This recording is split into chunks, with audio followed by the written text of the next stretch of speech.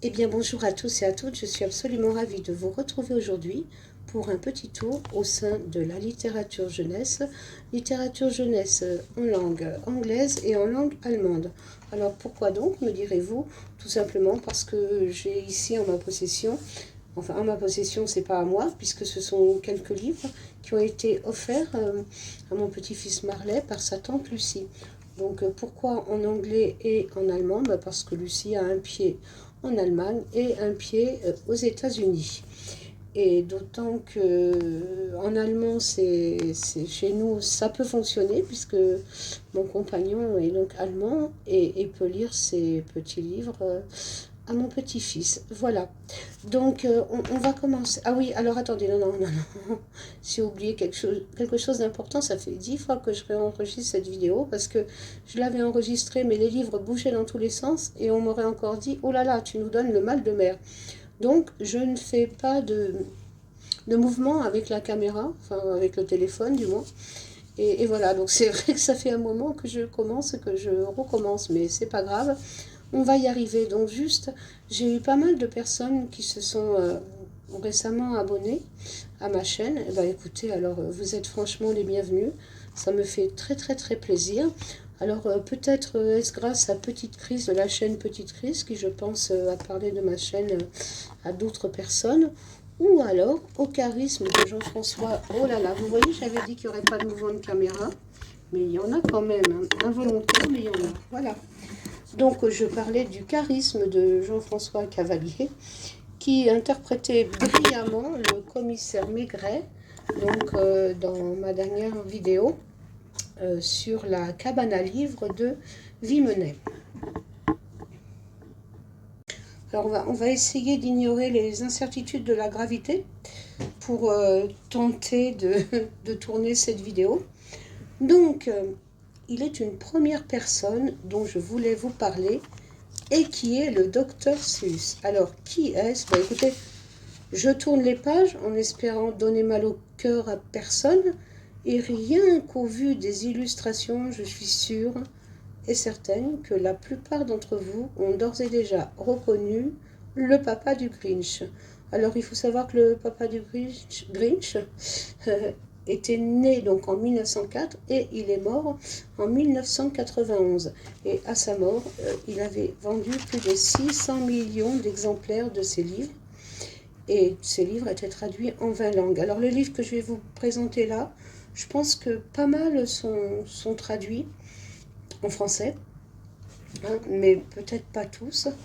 En tout cas, ceux que j'ai là, les trois que j'ai là, sont vraiment des livres faciles à lire pour des enfants de langue française qui commenceraient à apprendre l'anglais.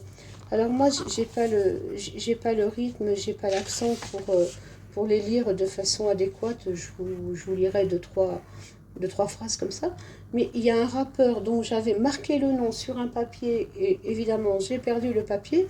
Il y a un rappeur qui présente les livres, enfin le contenu des livres du Dr Seuss, notamment The Cat in the Hat Comes Back, sous forme de rap, et franchement c'est intéressant.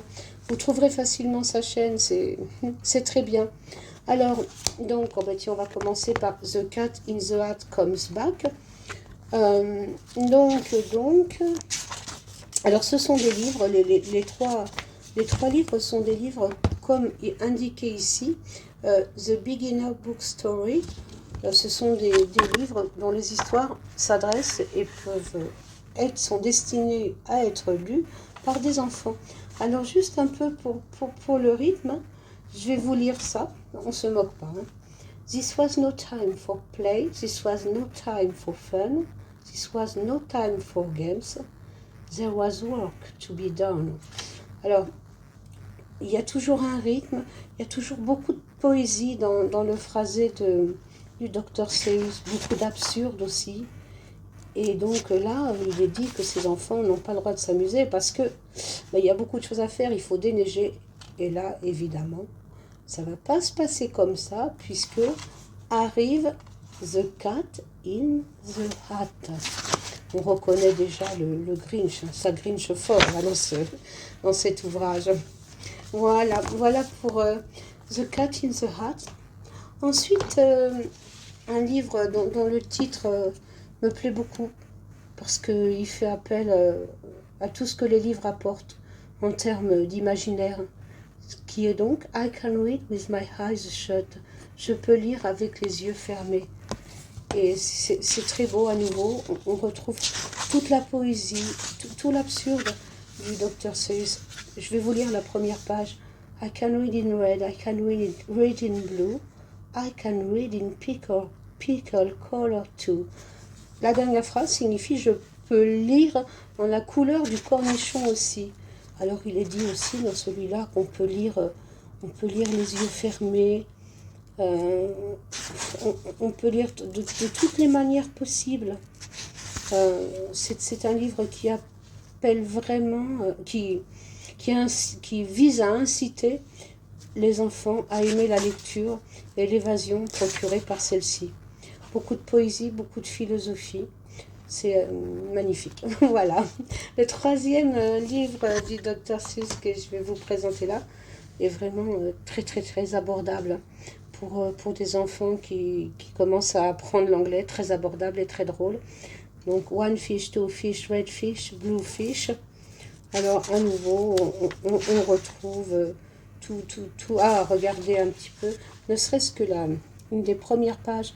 Black fish, blue fish, old fish, new fish. Rien que ça, c'est merveilleux. Et il existe un ouvrage du Dr. Seuss que je n'ai pas là, qui s'appelle Oh, the place you will go, qui est un livre qui en général est offert aux enfants en fin d'études. C'est un livre qui parle de l'avenir et du merveilleux qui s'ouvre devant eux, de toutes les possibilités qu'offre la vie. C'est un livre sur l'espoir, c'est un livre qui redonne sa juste place à chacun, qui permet de rêver même en tant qu'adulte, et je vous le conseille. Celui-là est traduit de toute façon en français, et si vous avez un enfant qui termine, je sais pas, qui va peut-être entrer en 6e, je sais pas à quel âge exactement il est offert. À mon avis, il peut être offert à tous les âges. Et écoutez, jetez un petit coup d'œil sur les endroits que tu iras visiter. Voilà pour le Dr. Seuss. Furtzipus, c'est l'histoire d'un petit dragon qui pète. Nein, nicht viele Ungeheuer spucken, wenn es ernst wird. Feuer. Für Drachen ist es sogar Pflicht, die meisten tun es, einer nicht. Furtzipus, der Knatterdrachen, hatte selten was zu lachen. Nein, im Gegenteil, er hatte es meist ziemlich schwer. Jeder in der Drachenherde, alle Drachen dieser Erde, spucken Feuer bei Gefahr. Vous venez d'entendre la voix de Marcus, Opa pour Marley, Opa signifie grand-père, ou papy en allemand, qui nous a lu un extrait du Fursiputz. Alors, qu'est-ce que c'est que ce Fursiputz? Alors, il est très connu en Allemagne. En France, je ne sais pas.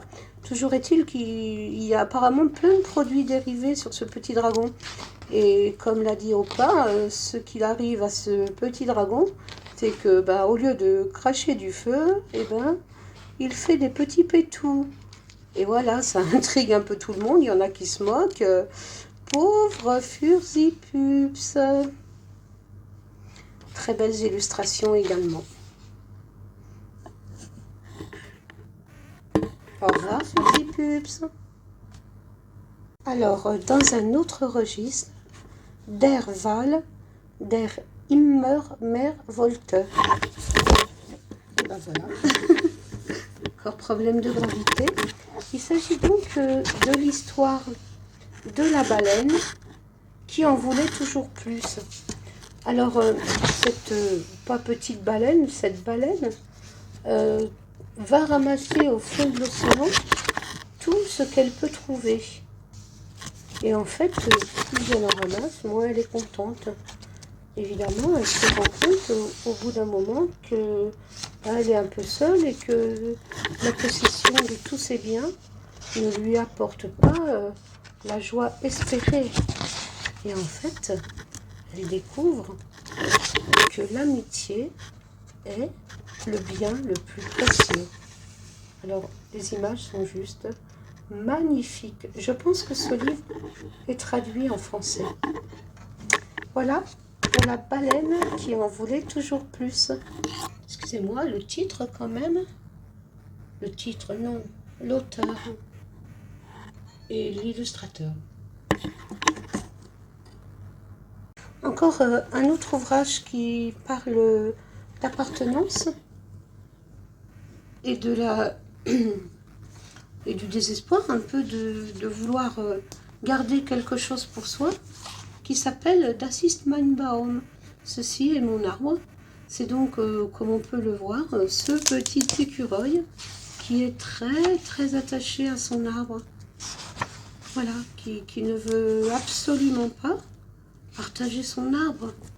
Il fait tout son possible pour le garder. Là, on voit qu'il est quand même assez en colère parce que il y a beaucoup de monde qui est autour de son arbre et même sur son arbre. Et donc, le petit écureuil n'est pas content du tout. Voilà pour Das ist mein Baum.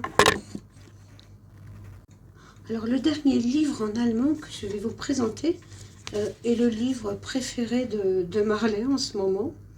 Alors là, pour la prononciation, je ne sais pas, mais c'est Schau durch Fenster. Je pense que c'est regarde au travers la fenêtre. Donc en fait, ce livre se présente sous la forme de fenêtres et de personnes que l'on peut voir, ou de personnes ou autres, que l'on peut voir au travers la fenêtre. Mais si on ouvre la fenêtre, eh bien, c'est pas du tout ce à quoi on s'attendait. C'est un livre que Lucie a trouvé dans une... J'étais avec elle à Stralsund, dans une petite librairie indépendante. Je ne sais pas s'il est traduit. En tout cas, il n'est pas besoin de parler allemand pour comprendre. Hein. Par exemple, là, on voit le loup, on se dit « Ouh là là là là, il va manger le petit chaperon rouge et la grand-mère. » Eh bien non. Au contraire, il est en train de quoi faire? De prendre le thé avec la grand-mère et le petit chaperon rouge. Et là, on se dit, oh mon Dieu, qu'est-ce qui se passe? C'est affreux, des squelettes, des monstres. Eh bien non, pas du tout. C'est le docteur Souris qui est en train d'ausculter. Oh, ça a l'air d'être un gros toutou. Voilà. Là, on arrive, on est chez le charcutier. Regardez-moi ça. Et tout le livre est comme ça. Là, on se dit, waouh, qu'est-ce que c'est? Un requin méchant. Mais pas du tout, c'est le gros nounours qui ouvre son frigo. Voilà, tout le livre est comme ça. Et nous avons le renard qui fait des œufs à la coque. Voilà donc pour Schau durch Fenster de Katharina Gorelik. Superbe. Alors voici un autre ouvrage en anglais de Jennifer Adams. Alors je ne sais pas si c'est son nom ou si c'est un nom d'emprunt. Toujours est-il, donc c'est Edgar Gets Ready for Bed. Donc Edgar se prépare pour aller dormir. Et en fait, il est écrit clairement qu'il est inspiré de l'histoire Le Corbeau d'Edgar Allan Poe. Alors c'est un petit corbeau qui n'est pas très sage. Et puis ma foi, qui n'a pas très envie d'aller se coucher, qui n'a pas très envie de faire les choses qu'on lui demande. Voilà. Et la dernière, voilà, là on lui demande d'aller brosser ses dents. Mais non, Edgar, il n'est pas du tout d'accord. Et comme il a quand même fait passer à sa maman une journée assez terrible, excusez-moi, j'ai du mal à tourner la page. Et donc, à la fin, c'est plein de tendresse. On a la maman corbeau et Edgar qui lui demande « Mom, do you still love me ?» « Maman, est-ce que tu m'aimes toujours ?» Et la maman de répondre « Yes, Edgar, I always love you, evermore. » Je t'aimerai toujours, de toute façon, quoi qu'il arrive. Voilà. Voilà pour cette histoire avec des illustrations.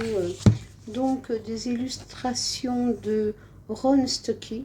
Je trouve plein de tendresse, plein de délicatesse, assez épurée, mais très très jolie.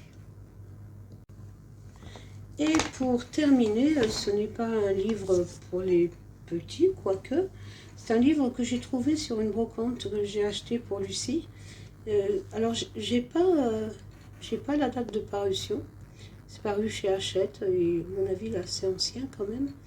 Avec les illustrations, pardon, de Arthur Rackham. Alors, j'aime beaucoup ces illustrations parce que ce sont principalement, sauf celle-ci, la première, là, de La Belle au bois dormant, ce sont principalement des ombres chinoises, traitées comme des ombres chinoises. Et voilà, je trouve que c'est assez magnifique. La plupart sont en noir et blanc, pas celle-là, mais beaucoup sont en noir et blanc.